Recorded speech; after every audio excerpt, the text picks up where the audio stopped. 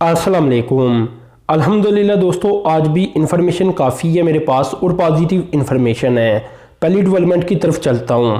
दोस्तों, काफ़ी दिन पहले मैंने आपको ये बताया था कि पाकिस्तान इंशाल्लाह बहुत जल्द अपनी पहली इलेक्ट्रिक व्हीकल पॉलिसी को अप्रूव कर देगा और ये 4 व्हीलर्स के लिए होगी।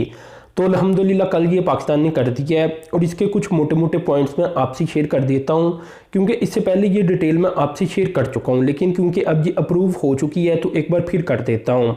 इसमें दोस्तों सबसे पहले जो एडिशनल कस्टम ड्यूटीज़ होती हैं वो अलग कर दी जाएंगी, वो ख़त्म कर दी जाएंगी, क्योंकि पाकिस्तान ये चाहता है कि इलेक्ट्रिक व्हीकल की जो इंपोर्ट है उसमें इजाफा हो। अभी आपको पता है कि पाकिस्तान के अंदर कारें ज़्यादा बनती भी नहीं है, कुछ बनती है कुछ नहीं बनती, और ज़्यादातर होती हैं इंपोर्ट। और जब वो इंपोर्ट होती हैं तो ज़ाहिर सी बात है पाकिस्तान का जो ट्रेड का बैलेंस है वो भी ख़राब हो जाता है, आपको अच्छी तरह पता है। तो इसलिए पाकिस्तान ये चाहता है कि इन कारों की बजाय इलेक्ट्रिक व्हीकल पाकिस्तान के अंदर आएँ।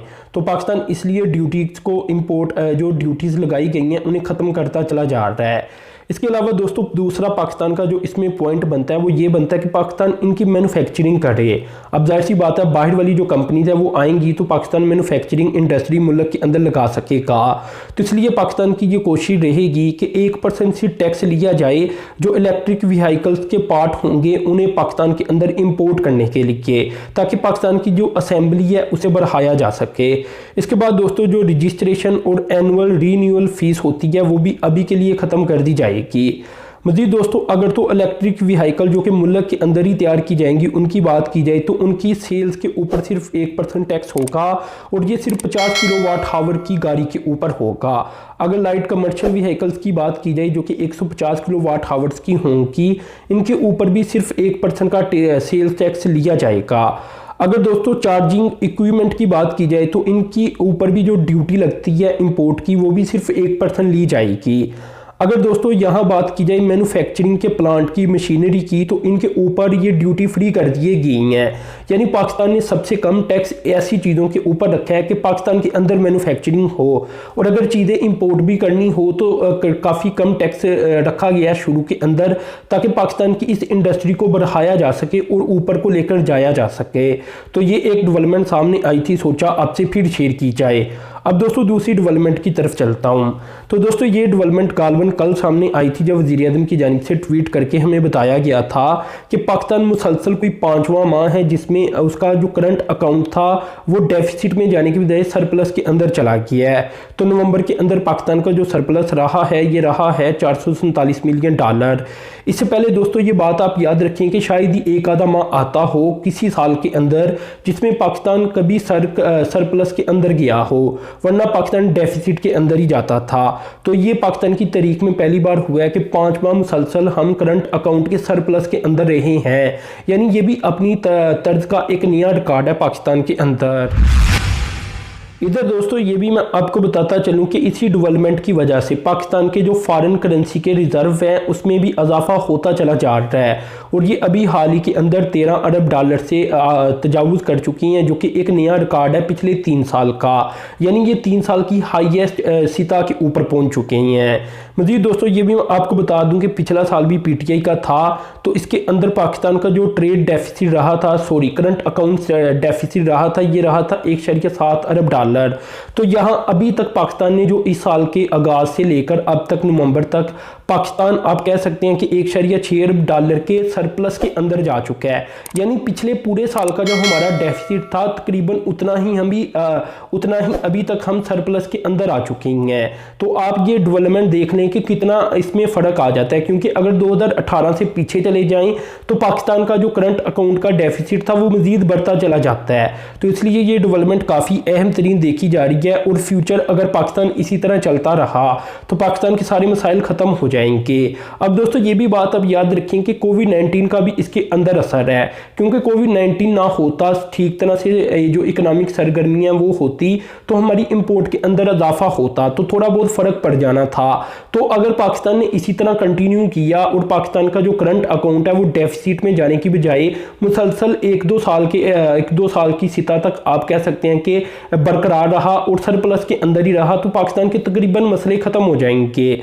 अब दोस्तों अगली डेवलपमेंट की तरफ चलता हूं, क्योंकि ये बहुत बड़ी डेवलपमेंट मैंने आपसे शेयर की है। ये डेवलपमेंट दोस्तों कुछ इस तरह से आ रही है कि एशियन डेवलपमेंट बैंक की जानिब से पूरे एशिया के लिए एक रिपोर्ट जारी की गई है। इस रिपोर्ट का नाम मैं आपको पहले बता देता हूं। दोस्तों एशियन डेवलपमेंट बैंक की जानिब से जो रिपोर्ट का टाइटल दिया गया वो इस तरह से है कि एशियन वाटर डेवलपमेंट आउटलुक 2020। तो इसमें दोस्तों पाकिस्तान का भी जिक्र आया है। पाकिस्तान के बारे में ये पता चला है कि पाकिस्तान को सिर्फ और सिर्फ वाटर सप्लाई और सैनिटेशन के जो प्रोजेक्ट हैं पाकिस्तान के अंदर उन्हें मुकम्मल करने के लिए $6 अरब दरकार है। अब देखें दोस्तों, जब तक पाकिस्तान का ये मसला हल नहीं होता और पाकिस्तान सैनिटेशन और वाटर सप्लाई के प्रोजेक्ट मुकम्मल नहीं करता, तब तक पाकिस्तान आप कह सकते हैं कि दिन ब दिन मुश्किलात के अंदर गिरता रहेगा और पाकिस्तान तरक्की के मेयार के हिसाब से पीछे जाता रहेगा। ये भी दोस्तों मैं आपको बता दूं कि ये जो इन्वेस्टमेंट है $6 अरब की, ये पाकिस्तान को प्राइवेट सेक्टर से चाहिए होगी क्योंकि गवर्नमेंट के पास इतना पैसा मौजूद नहीं और ये जीडीपी का 2.3% बनता है। तो ये एशियन डेवलपमेंट बैंक की रिपोर्ट सामने आई थी। इसमें बाकी मुमालिक का भी जिक्र है लेकिन उनका जिक्र हमें करने की ज़रूरत नहीं।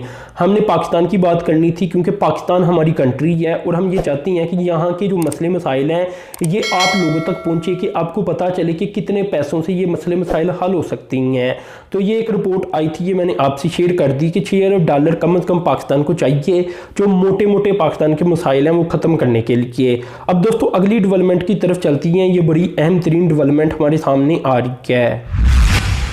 तो दोस्तों ये डेवलपमेंट कुछ इस तरह से है कि जो ओपन सोर्स सॉफ्टवेयर डेवलपमेंट होती हैं और ये गिटहब के नाम से इसे जाना जाता है, ये माइक्रोसॉफ्ट का ही एक सब अदारा भी बन जाता है। इसकी एक नई रिपोर्ट सामने आई है। ये कहती हैं कि ओपन सोर्स सॉफ्टवेयर डेवलपमेंट के अंदर पाकिस्तान का जो फास्टेस्ट ग्रोथ के हिसाब से रैंक बनता है ये छठा बनता है। यानी पाकिस्तानी बड़ी तेज़ी के साथ इस ओपन सोर्स डेवलपमेंट सॉफ्टवेयर के अंदर हिस्सा ले रही हैं और मुख्तलिफ ओपन सोर्स डेवलपमेंट कर रही हैं सॉफ्टवेयर की। तो ये बड़ी पाकिस्तान के लिए खुशखबरी है, पाकिस्तान के लिए एक फ़ख्र की बात है कि पाकिस्तान दुनिया के अंदर एक नाम पैदा कर रहा है और पाकिस्तान के फ्रीलांसर्स और सॉफ्टवेयर डेवलपर्स पूरी दुनिया के अंदर एक अलग ही पहचान रखती हैं। इसमें दोस्तों पाकिस्तान की जो ग्रोथ देखी गई है ये देखी गई है 51.5%, जबकि पिछले साल यही ग्रोथ पाकिस्तान की 41% थी। यहाँ दोस्तों नाइजीरिया टॉप के ऊपर रहा है। नाइजीरिया की जो ग्रोथ रही है ये रही है 65.9%। हांगकांग दूसरे नंबर के ऊपर है जिसकी ग्रोथ है 64.5%। इसके बाद सऊदी अरेबिया जिसकी ग्रोथ रही 60.1%। इसके बाद बांग्लादेश जिसकी ग्रोथ रही 59.5% और इसके बाद मिस्र जिसकी ग्रोथ रही 54.9%। अब दोस्तों ये ग्रोथ की बात हो रही है लेकिन अभी भी मैं आपको ये बता दूं कि सबसे ज़्यादा जो कंट्रीब्यूटर है वो अमेरिका से ही हैं। तो 2020 के अंदर अमेरिका की अभी तक की जो कंट्रीब्यूशन है ये तकरीबन 22.7% बनती है। इसके बाद चाइना आ जाता है जिसकी कंट्रीब्यूशन 9.76% बनती है और इसके बाद इंडिया जिसकी कंट्रीब्यूशन 5.2% बनती है। तो इस तरह ये हाईएस्ट कंट्रीब्यूटर है लेकिन जो ग्रोथ है वो इन मुमालिक की ज़्यादा है जिनके नाम अभी मैंने आपसे शेयर किए। अभी दोस्तों जो गिटहब के प्रोजेक्ट्स होती हैं इनके जो कंट्रीब्यूटर हैं उनकी तादाद बनती है 56 मिलियन, लेकिन यही तादाद सिर्फ 2025 तक यानी आज से 5 साल बाद 100 मिलियन तक पहुंच जाएगी। यानी बहुत तेज़ी के साथ मुख्तलिफ ममालिक के जो कंट्रीब्यूटर हैं वो आएंगे सामने, इसमें पाकिस्तान भी शामिल होगा। इसमें दोस्तों अमेरिका की जो ओवरऑल आप कह सकते हैं कि रैंक होगा वो गिर जाएगा परसेंटेज के हिसाब से और अमेरिका के कंट्रीब्यूटर रह जाएंगे 16.4%। इसके बाद चाइना के 13.3% यानी चाइना के ग्रो कर जाएंगे और अमेरिका के गिर जाएंगे और इंडिया के 7.9% हो जाएंगे यानी इंडिया में भी थोड़ा बहुत इजाफा सामने आएगा। अगर साउथ अमेरिका और अफ्रीका की बात की जाए तो यहाँ से ब्राज़ील के 3% और नाइजीरिया के 1.5% होंगे। तो ओवरऑल दोस्तों ये डेवलपमेंट सामने आई थी ओपन सोर्स सॉफ्टवेयर डेवलपमेंट को लेकर। तो दोस्तों अपने चैनल को सब्सक्राइब कर देना, साथ में जो बेल के आइकन पर क्लिक कर देना। अब के लिए इतना ही था। अल्लाह हाफिज़।